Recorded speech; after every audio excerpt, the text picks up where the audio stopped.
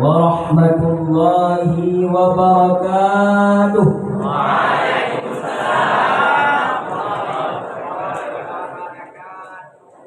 الحمد لله الذي جعل الفتى لقوة الإسلامية وجعل الشباب يرافقون النبي محمد لانتشار الإسلامية. والآن كان الشباب أساس لقيام الإسلام في إندونيسيا خاصة وغيره من بلاد آخرة. والصلاة والسلام على محمد المصطفوية وعلى آله وصحبه كالنجوم في السماوية. وقال الله تعالى في كتابه الكريم: أعوذ بالله من الشيطان الرجيم، بسم الله الرحمن الرحيم. كنتم خير أمة أخرجت للناس تأمرون بالمعروف وتنهون عن المنكر وتؤمنون بالله.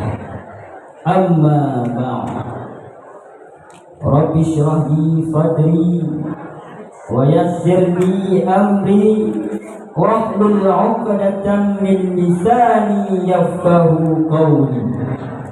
اللهم اجعل هذا قولا عندك فافتح قلوبهم وسمعهم وأبصارهم واهدنا إلى صراط مستقيم.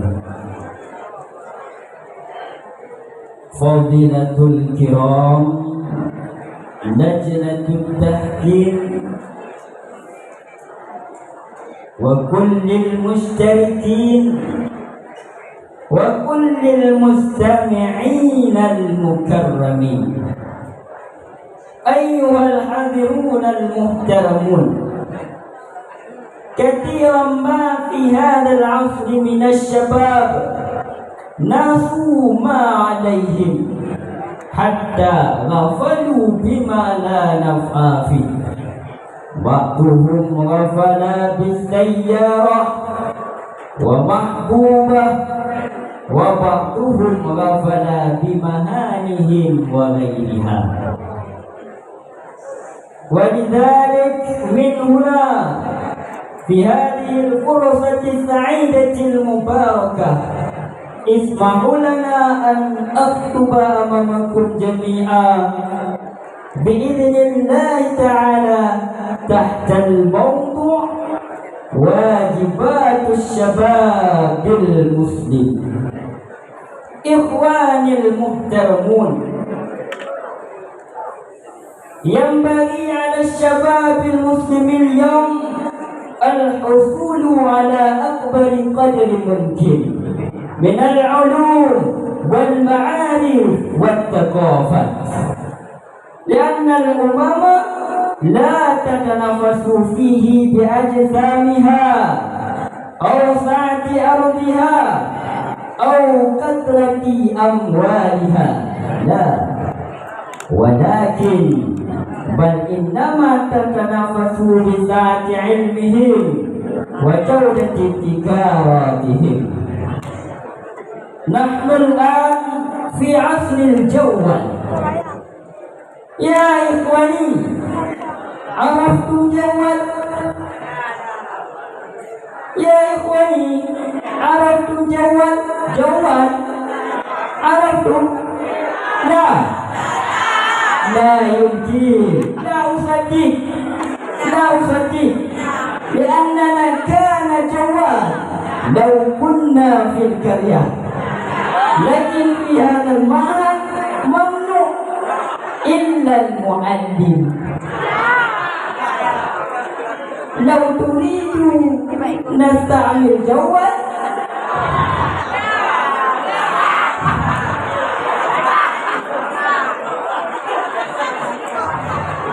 اجتهدوا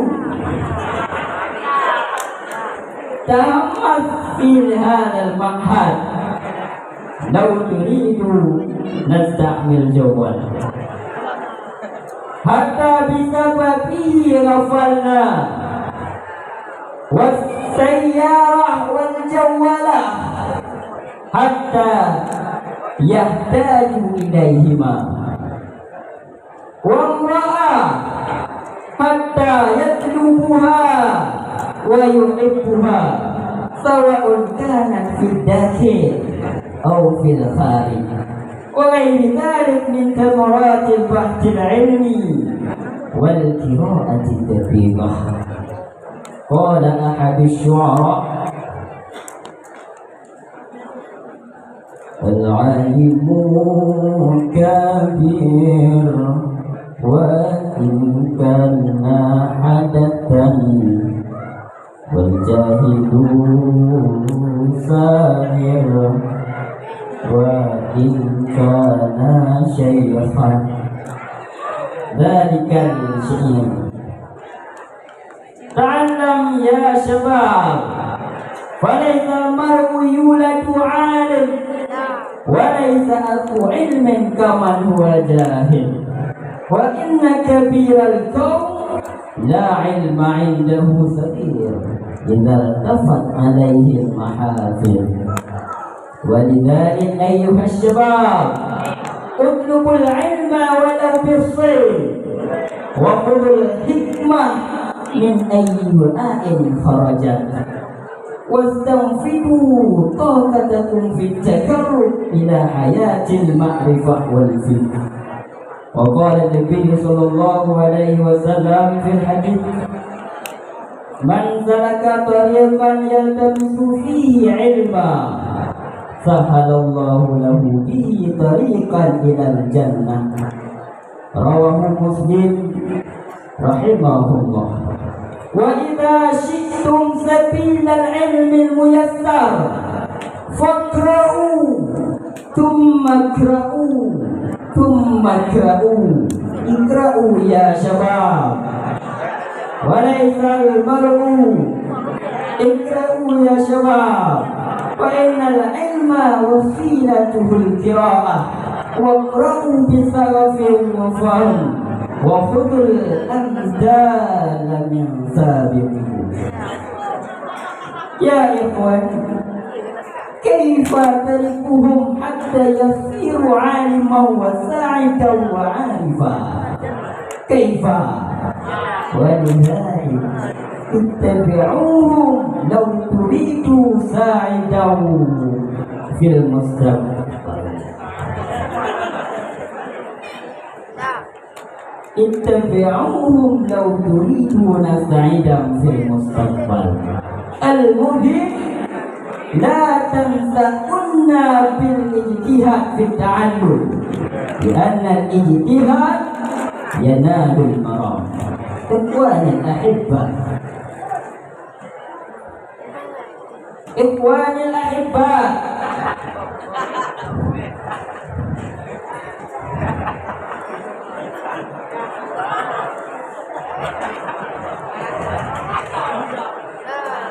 يعلموا يا إخواني أن حماسة الشباب في تعلم العلم يؤثر في ضمان المستقبل بين الصلوح والقبح في الدين والدولة. لماذا أقول كذلك؟ لأن الشباب كما قال مصطفى الغليم: إن في أيديكم أمر الأمة وفي أقدامكم حياتها. يا إخواني، ولذلك لا تنسون ما وجب عليكم يا شباب. لا تنسون ما وجب عليكم،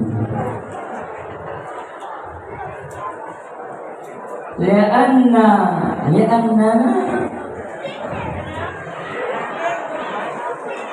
دولة الآتي. هذه الدولة دولة ميراث العلماء وميراث الأولياء وميراث الشهداء. لا تضيعوا أوقاتكم بما لا نفع فيها، لأن الوقت كالصيف ليس كالسكين. ولذلك هيا بنا نفكر إلى أين نحمل هذه الدولة والدين، ومن يتولى في هذه المسألة لو رددنا في البحر الدل ندلدل في أمواج الهضارة، لا نعلم إلى أين نرجو وإلى أين نعرض. ولذلك هيا نتعلم بالاجتهاد. كن رجلا قدمه تحت الجبال وهمه في السماء. أيها الحاضرون المحترمون،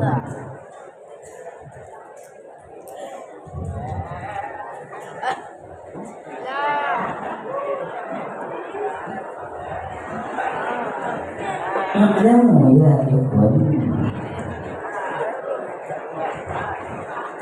المهم اجتهاد في وقت التعلم، ذلك المهم.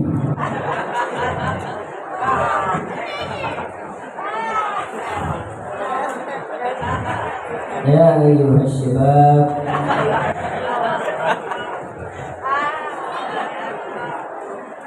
اعجلوا إلى فعل الحسنات قبل الفوت، وبادروا بالتقوى وترك المعاصي قبل الموت، لأن النبي صلى الله عليه وسلم قد تذكرنا في الحديث كما تنم خمسا قبل خمس: شبابك قبل هرامك، وصحتك قبل سقامك، وغناك قبل فقرك، وفراغك قبل شغلك، وحياتك قبل موتك. لماذا كذلك؟ لأن الفرصة لا تجيء مرتين، لا تجيء مرتين.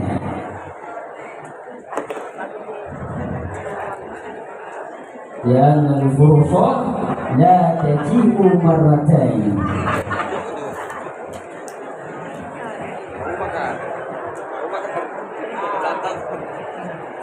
فرصة لا تجيء مرتين.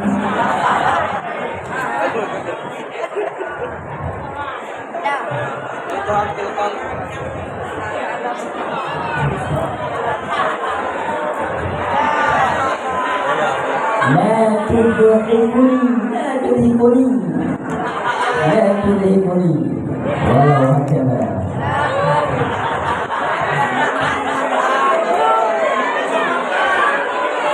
لماذا كذلك؟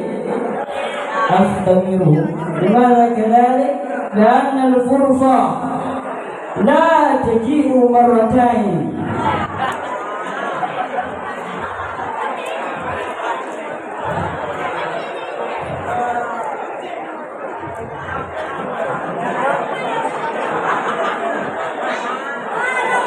ولكنه إذا جاوزت لا تعود مرة أخرى. ولذلك استعملوا شبابكم لوصول الفوز عند الله تعالى عز وجل. اجتهدوا ولا تكسلوا ولا تكونوا غافل أينما كنتم. ولذلك اجتهدوا أينما كنتم ولو كنتم لسيما كنتم في هذا المعهد. اجتهدوا وتحمس في هذا المعهد باليقين. إخواني الأحبة،